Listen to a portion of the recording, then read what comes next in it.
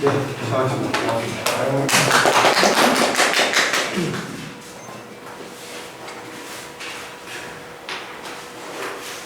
혹시 여러분들 그 4차 산업혁명이라고 그러면 뭘 생각나나요? AI. 네, 예, 그 4차 산업혁명이라고 하면 참 사실 우리가 생각보다 굉장히 가깝게 되어 있습니다. 왜냐하면 스마트폰도 가지고 계시잖아요. 스마트폰 가지고 계시는 것이 어찌 보면 우리가 지금 3G라고 했던 것 혹시 아시죠? 핸드폰 2G라고도 아시고 뭐가 다른지 좀 아십니까? 타이죠? 빠르기 속도. 속도와 처리 양이 그렇잖아요. 네. 그때 뭐 2G 그러면 이제 뭐 아날로그에서 디지털로 제어하는 거. 그럼 2G에서 3G는 속도가 빨라졌지만 또 이제 거기에 인터넷이 접속이 될 수 있었다는 것이 하나가 있고요. 그다음에 4G로 오면서 인터넷이 더 빨라졌고 더 다양한 솔루션들, 앱들 많이 탑재되어 있고 뭐 이런 것들 있는데 지금 이제 5G라고 하잖아요. 5G는 이제 거의 뭐 지금 영화 한 편 보내는데 몇 초면 이렇게 보낼 수 있고 이런 것들이 유출합니다. 그런데 사실은 가장 중요한 게 그걸 가지고 내가 할 수 있는 것, 생각하는 것 이런 것들을 다 할 수 있다는 겁니다. 그러니까 우리가 지금 텔레비전을 집에서 우리가 보는데 그 기능을 몇 분이나 지금 활용하고 계시죠? 디지털 TV 보면은 아마 각 가정에서 모르기는 몰라도 50%를 쓰고 계신 분은 최고로 기능을 많이 쓰시는 분이고요. 대부분이 한 10% 정도?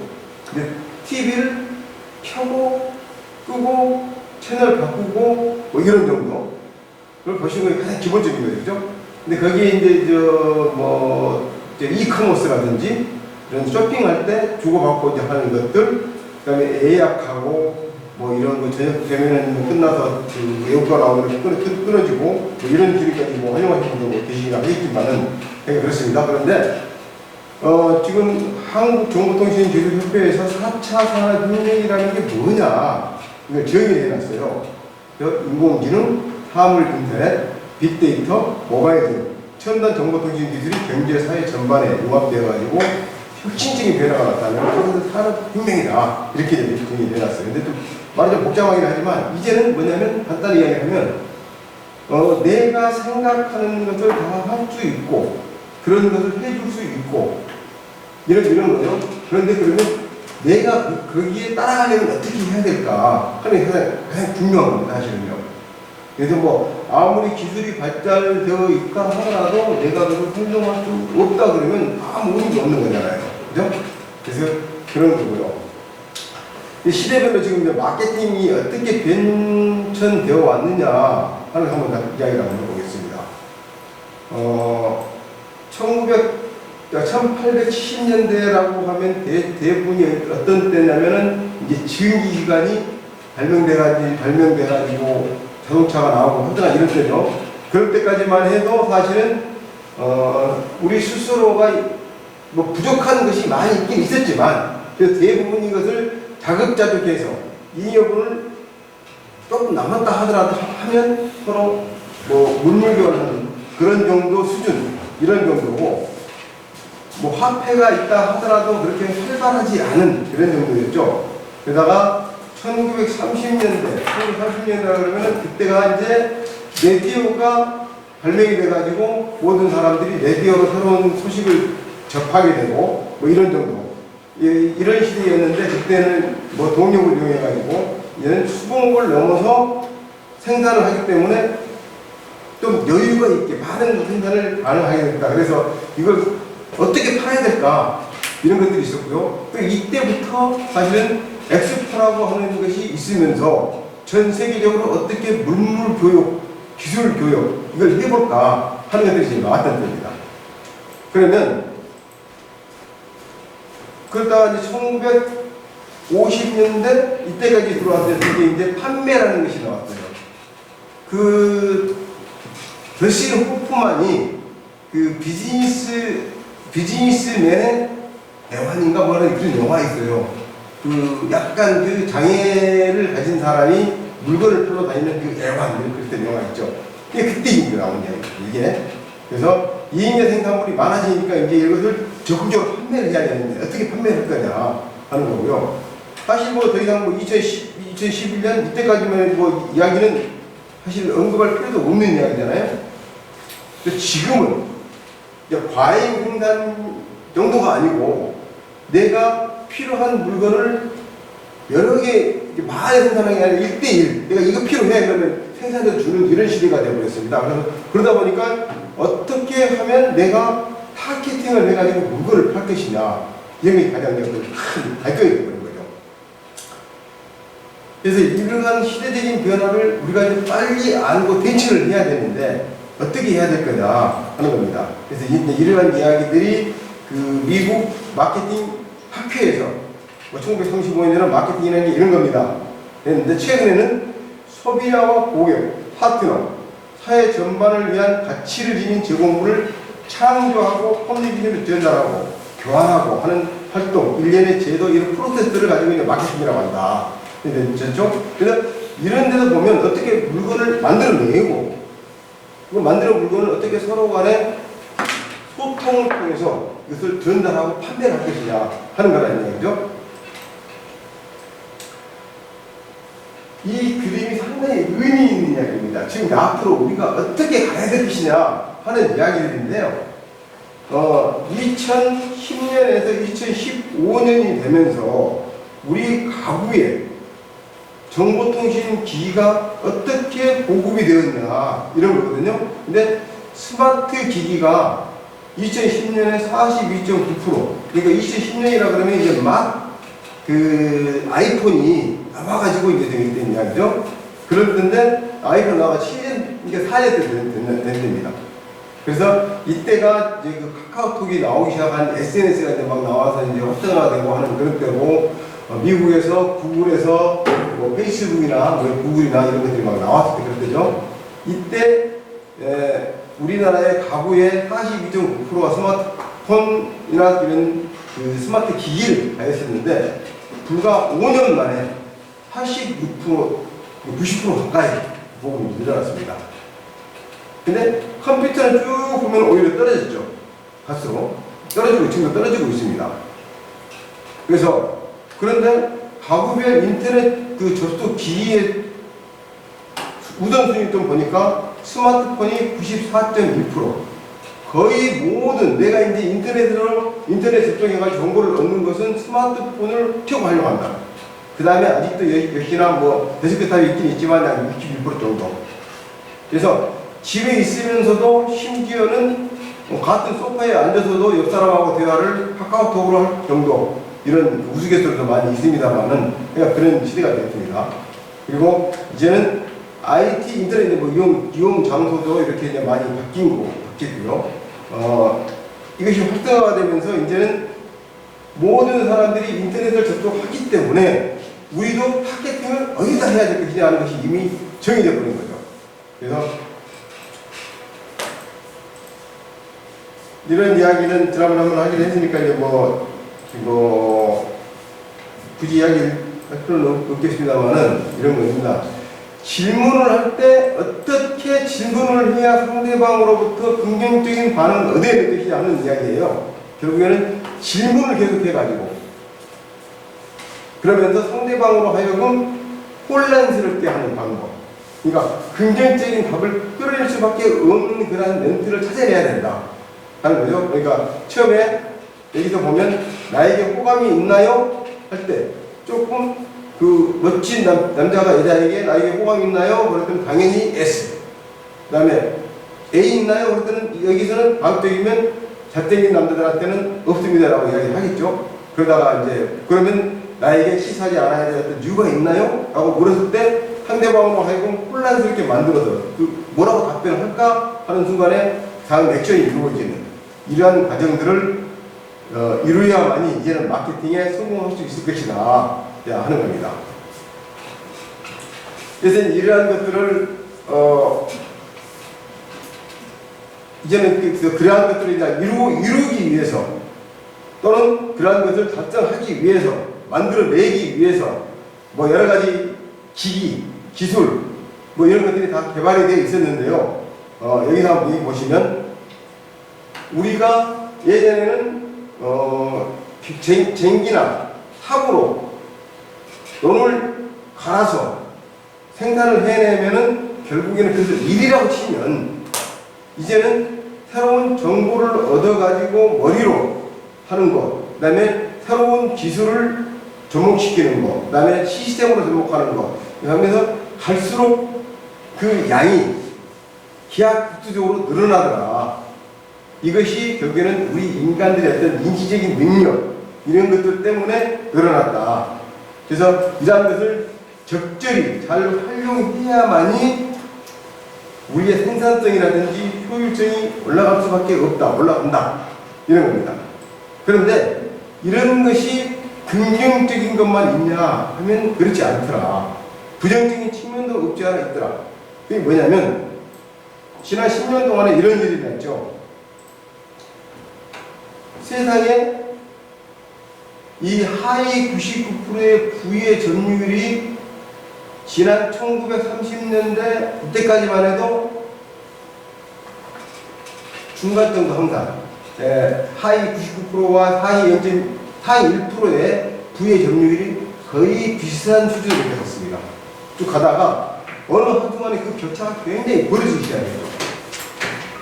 그래서 이게 뭐냐, 왜 그랬느냐, 이게 뭐냐면 이쪽에 보시면 거의 이 하위의 50% 정도가 하위 1%가 먹고 나머지 22% 정도에서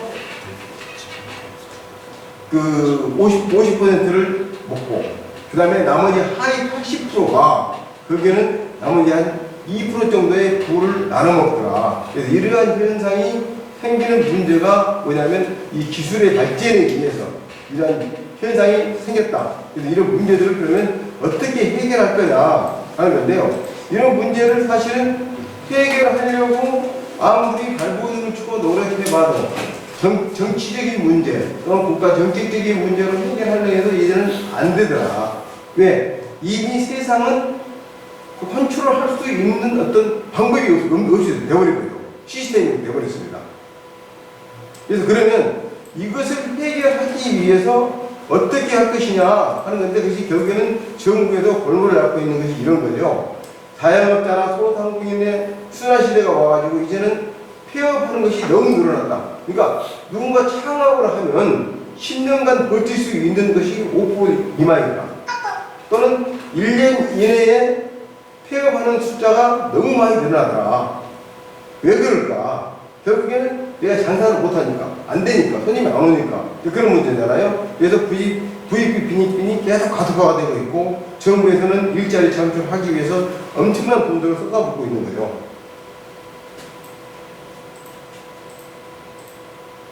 그러다 보니까 정부에서 박영선 장관이 뭐라고 했냐면 소상공인들을 살리는 것이 부의 분배, 평등화 이런 것에 가장 기초적인 길이다라는 것을 깨닫고 내년도에 1인 미디어 플랫폼에 5조 원의 투입을 해서 이런 것들을 활성화시켜 보겠다라는 것이 그 정부의 방침입니다. 이러한 때 우리가 그러면 한 사람이 이제는 이러한 그 스마트폰이라든지 이러한 마케팅 자동화 서비스라든지 이런 것들을 가지고 마케팅을 함으로써 부의 불균형 또는 마케팅을 더 활성화시키고 최대의 효과를 얻을 수 있는 그런 길이 생길 수 있을 텐데 과연 그런 것이 있느냐 하는 거죠. 있느냐. 그래서 요즘 보면 혹시 이런 거 들어보시는지 모르겠어요. 내가 고객 TV를 모아드리겠습니다. 한 달에 한 100여만 원 주세요. 한 200만 원 주세요. 이런 일 혹시 들어보셨습니까? 또는 내가 데이터베이스를 확보를 해서 가지고 있는 고객 DB를 꾸준히 매번 자동으로 메시지를 보내드리겠습니다. 또는 메일을 발송해 주겠습니다. 이런 얘기 많이 들어보셨죠? 그러면 한 건당 뭐 얼마씩 이렇게 하잖아요. 그래서 뭐 싼 거는 한 10원 정도 매일 이렇게 되고 한 7, 8원씩 이렇게 될 겁니다. 그래서 그렇게 이제 해 나가고 있는데 과연 이것은 사실 단편적인 거죠. 종합적인 것이 되지가 않습니다. 그래서 이제는 그러한 것들을 광고 홍보를 하는 그런 모집을 해서 타겟 고객을 찾아야 되고요. 타겟 고객을 찾았으면 이 사람들을 랜딩 페이지로 유도를 해서 이탈하지 아니하도록 하면서 강한 고객으로 만들어야 됩니다. 이제. 근데 랜딩 페이지를 잘 만들어야지 한번 와서 보고 홈페이지라도 봤는데 허접해. 너 내가 볼만한 게 없어. 쓸만한 정보가 아니네? 가버린다는 이야기죠. 그래서 그러한 사람들 어떻게 붙들어 놓을 것이냐 하는 것도 중요하다 하는 것이 있고요.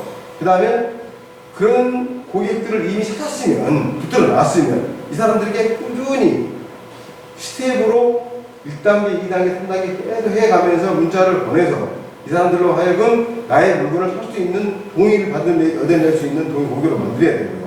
그 다음에 그래서 그걸로 인해서 구매로 연결이 돼야 되고 한 번 구매를 했으면 재구매를 할 수 있는 그러한 길을 만들어야 되겠다. 이것이 바로 마케팅 자동화 그 셀링 플랫폼의 가장 기본적인 겁니다. 그래서 이제 여기에서 그 다음에 이제 더 발전하는 것이 페이스북, 그 다음에 유튜브, 인스타그램 이런 것들이죠. 근데 거기까지 가는 것은 이제 상당히 고도가 되거든요. 왜냐하면 내가 페이스북에 들어가서 내가 뭘 보려고 그러는데 꼭 내가 올렸던 것 또는 나의 가장 친한 친구가 올렸던 글, 그 다음에 뭐가 올라오는지 혹시 아십니까? 이상하니 며칠 전부터 올라왔던 똑같은 게 다 그대로 떠 있어요. 혹시 기강이 보셨나요? 페이스북에서? 인스타그램에서? 똑같은 그림이 올라와요. 똑같은 내용이 올라와요. 꼭. 이게 뭐지? 근데 특별한 내용 같지도 않아요. 근데 어떤 개인이 자기가 일상적인 글인데 올라왔어. 그래서 궁금하잖아요. 매일 올라오니까. 그럼 클릭해 봐요. 봤더니 그쪽 회사로 연결이 되는 거예요. 링크가 돼요. 그게 뭐냐면 광고비를 5,000원만 내세요. 혹시 보셨나요? 페이스북에서? 지금 고객님이 6,000원을 내시면 뭐 몇천 명한테 또 몇백 명한테 도달할 수 있습니다라는 메시지가 광고가 나옵니다. 페이스북에서. 그게 뭐냐면 바로 그 광고비를 내면 내가 당신이 알고 있는 어떤 지인들에게 당신의 메시지를 뿌려서 계속 보게끔 만들어 드리겠습니다. 이거예요. 그래서 광고비를 굉장히 싸죠. 그래서 그러한 것들을 지금 하고 있는 것이 바로 이 지금 말씀드린 거니까 그 다음. 근데 그 전에 이제 그래서 그 정도 비용도 들이지 아니하고 이런 자동화 솔루션을 가지고 있는 거 지금 여러분들께 지금 말씀을 드리고 있는 겁니다. 그래서 앞으로는 모든 매출의 근원은 고객이다. 그러니까 당연히 맞는 이야기죠. 왜냐하면 고객이 있어야 되니까. 근데 예전에는 물건이 좋으면 팔렸어요. 또 물건이 있으면 내 브랜드가 있으면 팔렸고요. 지금 그렇지 않죠. 그래서 지금 역삼동이나 강남동에 가서 마케팅, SNS 마케팅, 유튜브 마케팅 이걸 강의를 하는데 가서 보면 뭐라고 이야기를 하냐면 절대 여러분들은 이제는 물건을 팔 생각을 하지 마십시오. 뭐냐? 고객 DB를 모으십시오. 굉장히 가능합니다. 왜? 고객 DB 얼마만큼 많이 확보를 하느냐에 따라서 달라진다는 이야기죠. 그래서 통계를 분석을 해보니까 고객 DB를 1,000명 정도를 확보를 하고 있으면 우리 가족이 먹고 살 수 있다 이렇게 이야기를 해요. 왜냐? 한 사람이 보통 1년이면 한 10만원 정도 물건을 사주더라. 그럼 10만원이면 1,000명이 10만원이니까 약 1억 정도 되니까 1억 정도면은 우리 가족이 먹고 살 수 있는 것이 약 한 4, 5천만 원 정도. 그래서 4인 가족 기준에 가지고 한 2사람이 직장 생활을 한다 그러면 그 사람이 벌어들이는 인건비하고 그 다음에 여기서 벌어들이는 거 이렇게 하면 7, 8천 이상 중산층 정도, 중산층까지는 못 될 수 모르겠지만 그 정도 생활의 수준을 유지를 할 수 있다 이렇게 이야기를 하고 있고요. 그 다음에 10,000명 정도 되면 뭐 소기업, 소상공인 되고 뭐 이런 식으로 지금 이야기를 하고 있기 때문에 고객의 DB를 모으는 것을 가장 우선시해라. 또 물건을 팔려고 노력을 함으로써 고객이 떨어져 나간다. 그래서 각들은 어떻게 유용한 정보를 줄 것이냐 이런 것에다 신경을 쓰라 이런 이야기를 많이 하고 있죠.